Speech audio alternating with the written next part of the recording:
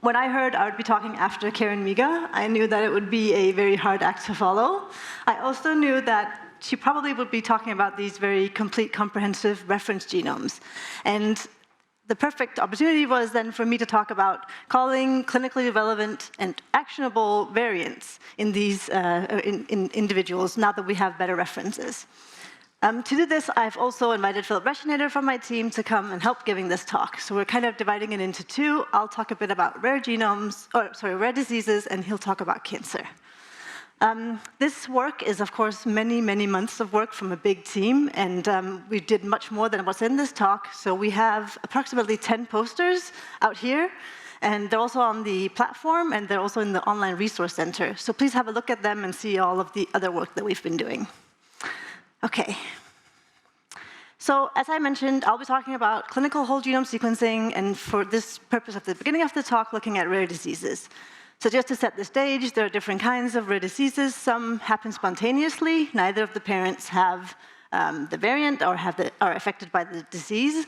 Or you can have inherited diseases where either one or both parents are carriers or are affected. Although any one rare disease is very rare and has to be below 1 in 2,000 people, there are so many of them, and I think this number may already be outdated, but there are so many of them that actually 1 in 20 people have a rare disease. And 80% of those are thought to have a genetic aspect to them. So right now, or currently, the way to detect these or to find the causative action, the causative variant in these diseases is by using either gene panels or microarrays or exomes. But those can miss variants, and also misdiagnosis can be common. Although almost 25 to 35% of these undiagnosed cases have been resolved with some of these targeted approaches, many are unresolved. And this is where whole genome sequencing can come in. And Nanopore long-read whole genome sequencing can, in one data set, find pathogenic SNVs, SVs, tandem repeats, CNVs, and disruptions in methylation, both, of course, in the exons and also in the introns. And that can lead to better, or has the potential to lead to precise diagnosis and better clinical management. Before I talk about some very specific cases that we've looked at, or some specific data sets, I wanted just to talk about what we call benchmarking. So a huge effort in our team is to try and work out exactly how well do we call these variants. And we do that on HD002, on the standard genome, where we know the truth. We sequence that same genome over and over again with the newest chemistry. So this is all work from 400 bases per second sequencing, and it's simplex data. The F1 is kind of an average of the precision and the recall, and here we see that for SNPs, which is, one base is a different base, we have 99.8% F1, which is very accurate. For small indels, we're at 99.7, and that is in the coding region where most of the pathogenic SNPs are. For SVs, we're at 96%, and that is actually close to the upper limit of what you can get, because the truth set for SVs is not as good as the truth set is for SNPs.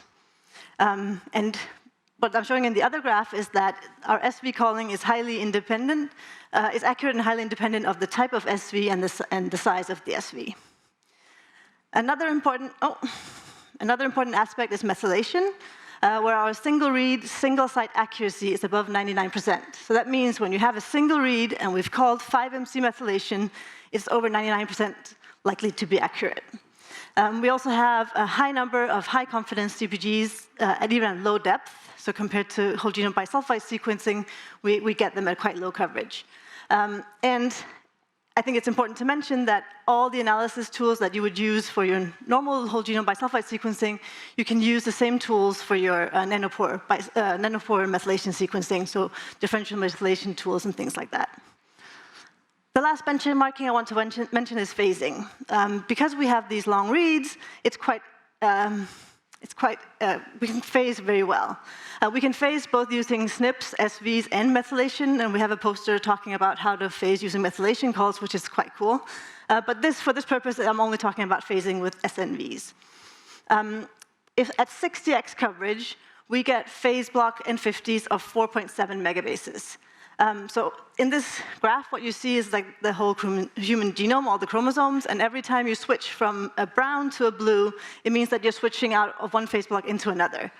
So already with our normal ligation data, we're an order of magnitude better than the best long-read competitor for phasing. But it gets better. If we use ultra-long reads, our phase block N50 is at 35 megabases, which is essentially whole chromosome arms.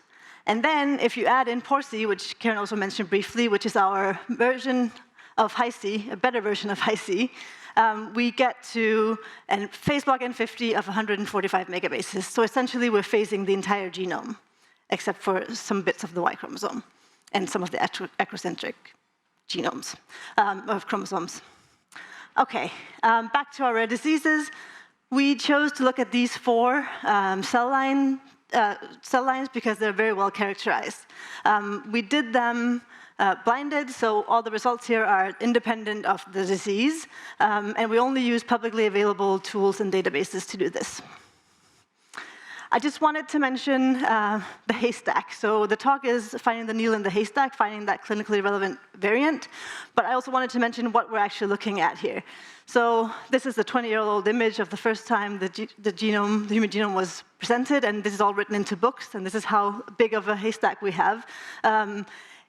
Even a normal, an undiseased, unaffected individual has obviously more than 3 billion base pairs. There are 4 to 5 million SNPs and 20 to 25 million SVs in a genome that doesn't necessarily have a pathogenic variant, and over 28 million CPGs.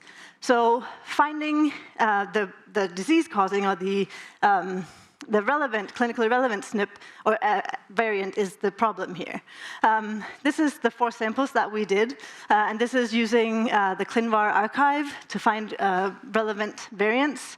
And essentially, the rest of my talk is going to say how we go from the haystack into actually finding this needle. So this is the workflow. As many of you who are here know, Guppy performs base calling and methylation calling, and it comes out in a BAM file.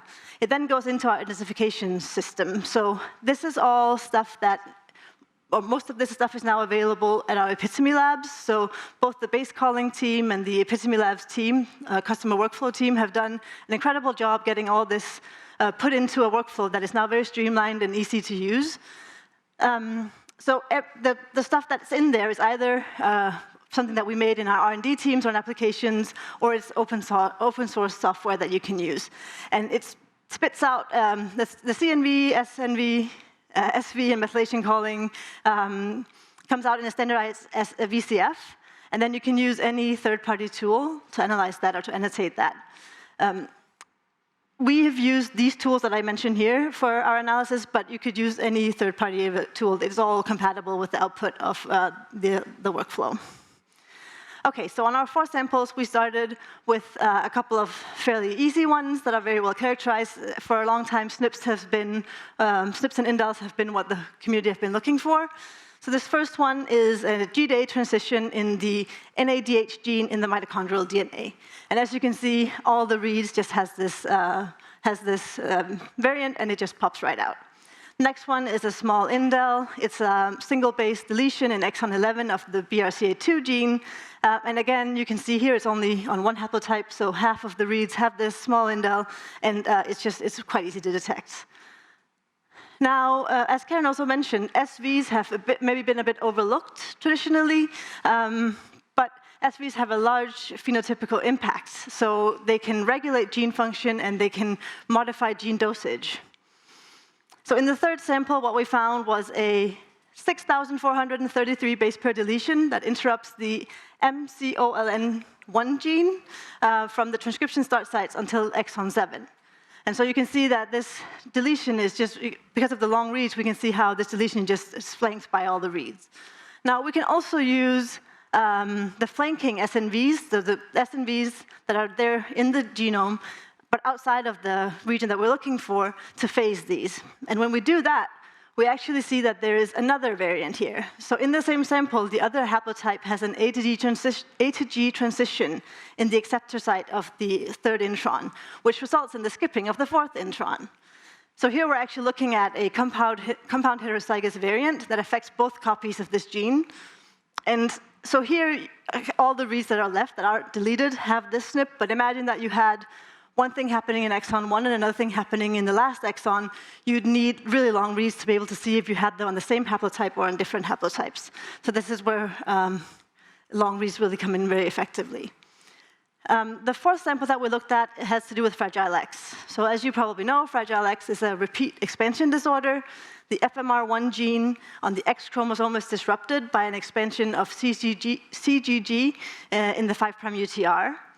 That can lead to aberrant methylation, which can then dysregulate the gene. And the number of these repeat expansions, the number of repeats is important to be able to count because that is correlated to the severity of the disease. And that's really difficult to do with short reads, and it's also difficult to amplify. So here we're looking at a female sample, so we have 2 X chromosomes, and with the long reads, we can just sequence right through these repeat expansions. We can actually count directly from here how many repeats we have, but we can also phase, again, based on these flanking SNPs, into haplotype 1 and haplotype 2. So what you see here is that haplotype 1 is non-expanded. It has within a normal range of repeats, and then haplotype 2 is. So the mean of haplotype 1 is in this green area. It's so-called unaffected, and the mean of the second one is counted in the red area, which is affected. So then you'd wonder, well, why is this person, or this patient, this sample, why does it have an effect? For that, we need to look at methylation. So red here is methylation. This is 5-MC methylation. And on haplotype 1, you see that you have a lot of methylation. And on haplotype 2, you also have a lot, but slightly less. So if we look at an uninfected control, we see that one haplotype is not methylated and the other haplotype is. But in our Fragile X sample, the non-expanded haplotype is actually very methylated, and the gene is then silenced. And in the other haplotype that has the expansion, we also have methylation. So even though it's a female with 2 X chromosomes, there's no expression of the FMR1 gene, or very little, and therefore this patient would be affected. Okay, so when you do whole genome sequencing, and you're looking for the needle in the haystack, you sometimes stumble upon a second needle. And that's what we did here. So obviously everything comes out, and you can't really hide, nothing can hide from that. So the alpha globin gene is duplicated in humans and has 2 homologous 4kb units, HBA1 and HBA2. Now in these 4 samples, in 2 of them, we actually found a 3.8 kilobase deletion that's completely covering HBA2. And this is an important deletion because all of this region is involved in thalassemia. So you'll find everything, obviously, with these untargeted approaches. Okay, I think that was all I wanted to say about rare diseases, but now Philipp is going to come up and talk about cancer.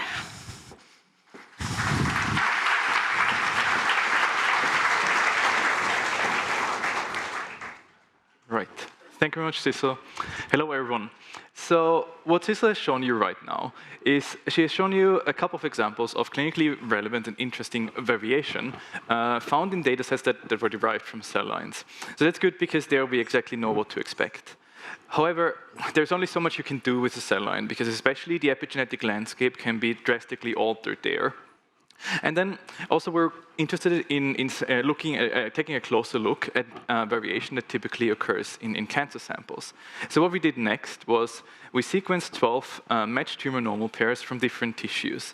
We had 3 independent samples for each tissue, and the tissues we looked at were kidney, lung, colon, and breast. And in addition to that, we threw in 3 more healthy brain tissue samples, just for good measure, basically. All these datasets were sequenced to a depth between 30 and 40x. Some of them were a bit higher. And the read length was a modest 12 to 15 kb. Right, and what I want to do in the next couple of slides is similar to what Sissel did.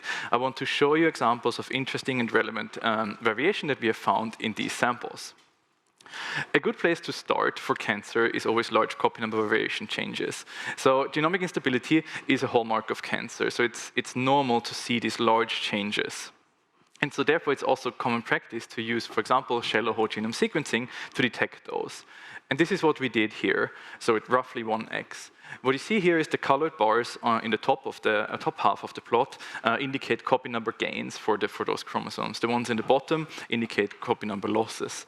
And what you also get from this analysis, what's really cool actually, is an estimation of tumor purity. So for this example here, that told us that roughly 70% of the DNA in our sample is tumor. So the pattern that we see here is characteristic for kidney cancer, which is the sample you're looking at, actually. But there was one other thing that kind of like drew my attention to it, which is this very, very tiny thing here in the middle of chromosome number 7. So basically my question, well, this is a bit odd, like what did happen there? Did those two bigger parts be amplified separately, or was the whole genome, the whole chromosome amplified and this small bit lost? And so the reason why I was interested in that is that loss of heterozygosity, so basically when you lose one haplotype or part of a chromosome from one haplotype, is a common genetic event in cancer as well. The thing is, if you want to understand what happened here, we need to look at the chromosome variations in a haplotype-resolved manner.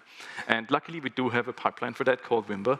And if we apply this pipeline to this data set, what we get looks something like this, where instead of one copy number profile, we actually get two. On the top, the one for haplotype number 1, on the bottom, the one for haplotype number 2. And if we look at chromosome 7 in this way, we see that haplotype number 1 at the top clearly has 2 complete copies of chromosome number 7, so it was amplified. And then for haplotype number 2, you see that generally, yes, there's the whole chromosome was amplified, but this small bit was deleted, probably in a second event that actually, I would assume, preceded the duplication event. So this confirmed that in this region, we have loss of heterozygosity. So this is really nice to look at it in this way, but we do have long reads here. So our next question was, can we actually detect the exact breakpoint for this event? And obviously, I wouldn't be standing here asking this question if the answer wasn't yes. So what you see on the left, on the top, is the phased reads from the normal sample in blue and in red. What you also can see is, if you look at IGV a lot, then there's no sign for NESV or something happening as expected. It's the normal sample, right? In the bottom, if you look at the blue haplotype, it's also perfectly fine, nothing going on there. But in the red one, you see this cut, which is a clear signal for a breakpoint, which we can actually detect using a split read signal, or basically structure variation calling. And so this confirmed to us that upstream of this breakpoint, one haplotype was lost on this chromosome. And this also gave us the information that this piece is roughly 20 megabases long. It goes until the centromere, which makes a lot of sense because that's how these things tend to happen. And then also these findings, well, actually one thing I would say, you might ask yourself what these red reads then are upstream of the breakpoint. Well, as you've seen in the previous slide, we have this tumor estimation that said 70% of this sample is tumor, the rest is a mixture of normal. So these reads are actually expected to be there. And all of these results are also kind of like independently confirmed if we look at the SNP frequencies in those regions. That's the bottom plot. So it all adds up. And then just to mention 2 consequences of these large-scale changes. The oncogene MET has 4 copies in this cancer, as opposed to the normal 2 copies. And then, interestingly, EGFR, which is also an oncogene, is in this small region that was deleted. So it only has 2 copies, where you would think it's beneficial for the cancer to have more, but there was loss of heterozygosity. So that was just a very interesting kind of like observation there. But this is one way of looking at a cancer sample. And another one, maybe even a more common one, is just starting at calling somatic structure variation. And what you see here is basically the number of somatic structure variation we found in all our samples split by type. And while I don't have a truth set for this, I can't give you precision or recall numbers, but the really interesting bit to me was how vastly different the different samples are. Most of them are in the range of like the low hundreds, which is what you would expect based on the literature, but some of them really stand out with a high number of translocations or insertions. So basically, unpicking what's in this slide would be a whole separate talk, and unfortunately, I don't have the time to do that today. So I'll just have to settle for giving you one representative example that was picked up by one of our annotation tool, NSV, to basically fit the theme of this talk as well. And namely, that was a somatic deletion in one of our breast cancer samples that affects the CHEK2 gene. And so just to show that these annotation tools can also be applied to these somatic calls. Right, the reason why I can't give you any more information on this is that I have so much more to talk about, and namely, I want to tell you about the epigenetic changes in these samples. That's where it gets really interesting, actually. So the most common one is obviously 5MC. 70% of all the CpGs in the human genome have high 5MC methylation. That's what you see on this figure here. And then these large stretches are broken up by regions of completely void of methylations, and they often overlap with promoter regions or other regulatory elements. You wouldn't see them on this figure because they're too small, but I'll come back to them later. But then in tumor, what's known and what we observe here is that there's a general drop in 5MC signal, but not only that, this is combined with kind of regional hypermethylation in promoters. And this methylation can be associated with, for example, silencing tumor suppressor genes, which makes a lot of sense. Another very important aspect about this is that it has been shown that these kind of signals that you see here, these patterns can be characteristic to certain cancers or cancer types. So people do use whole genome methylation profiles to actually classify and characterize cancer samples. So for that reason, the first thing we wanted to do is we wanted to find CpGs that show a unique methylation pattern in a given cancer type that we had compared to all the other samples. And as you can see, once more, this varies greatly between tissue types. It ranges from roughly 500,000 CpGs in our lung tissue samples down to 1,500 in our colon tumor samples. So typically, an analysis like this would be done with epic arrays. And so just for kind of like a measure of scale and context, we checked how many of the CpGs that we detected with the Nanopore dataset could have been found with an epic array. And so the result was that independent of tissue, there was roughly, it was below 5% for all of them. It varied a bit, but below 5% for all of them. Right, but taking one step back, the theme of this talk was finding clinically relevant, interesting variation, right? So the next thing we wanted to do is we wanted to see if any of these unique signals overlap with promoter regions.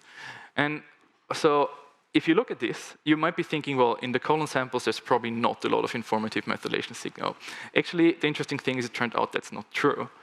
And what I'm showing you here is the methylation signals for all the samples that we have. And I guess looking at it, it's quite visually obvious, but I'll still put a massive red box around it. So if you look at this region, all but 3 samples show no methylation at all. So that's expected because it's a promoter region.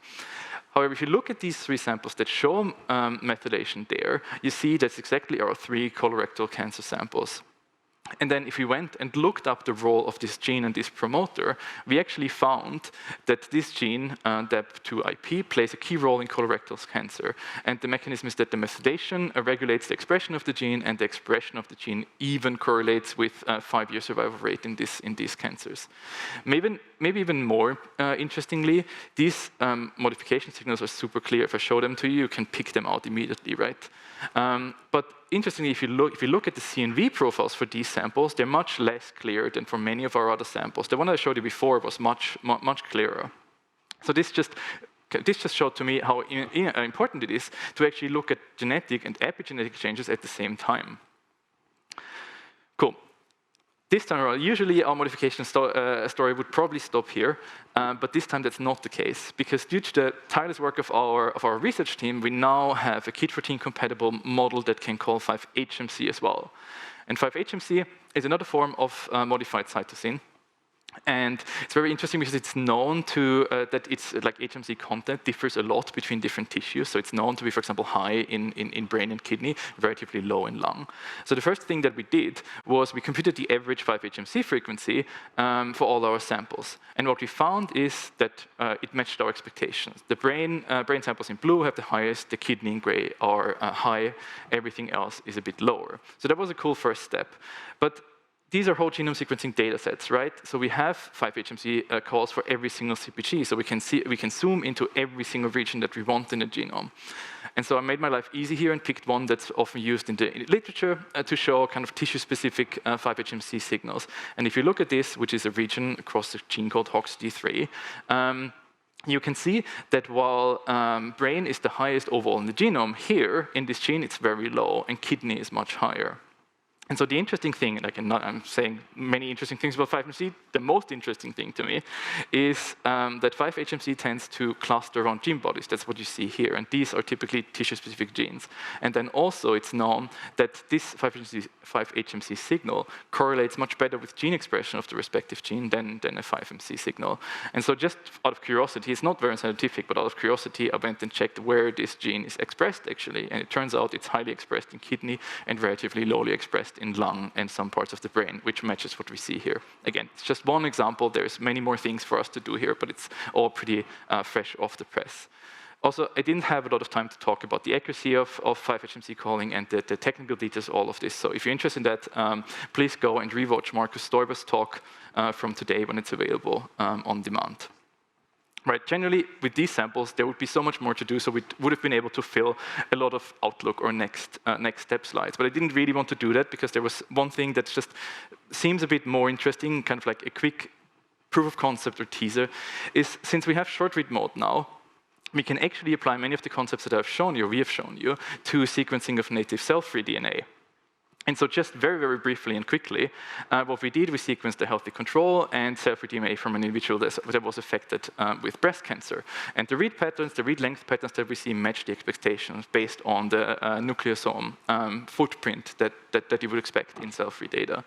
And then not only that, we could also confirm that the datasets can be used by looking at the read patterns to actually assess open and closed chromatin, as you can see in the middle here, where the nucleosomes are spread out a bit to make this region of the genome accessible. In addition, low-depth CNV calling and tumor purity estimation works as well. Even at 0.5x, we could find 10% of our sample being breast cancer. It's 0 in the healthy control, so that's why the parts where you don't see a bar, the tall bar is just the normal tumor sample, so that's why it's higher. And then last but not least, it's native sequencing, so we get 5-MC and 5-HMC calls now as well, and these can be used for tissue of origin assignment for those reads, so that's all really cool. Right, that was just kind of a bit of an outlook, many more things for us to do. And this brings me to the last slide. So I hope that we've been able to show you how you can use the combination of a single ONT dataset per sample with Nanopore's Epitome Labs pipelines to quickly identify and find and annotate clinically or interesting variation. Also how haplotype-resolved variant calling can help you to better understand heterozygous, compound heterozygous variants and genomic instability in cancer. And then last but not least, how 5-MC and 5-HMC signals can give you a deeper insight into imprinting diseases or tumorigenesis. So with that, I want to thank you for your attention, and I want to ask Sissel and Lou back on the stage for us to take questions. Thank you.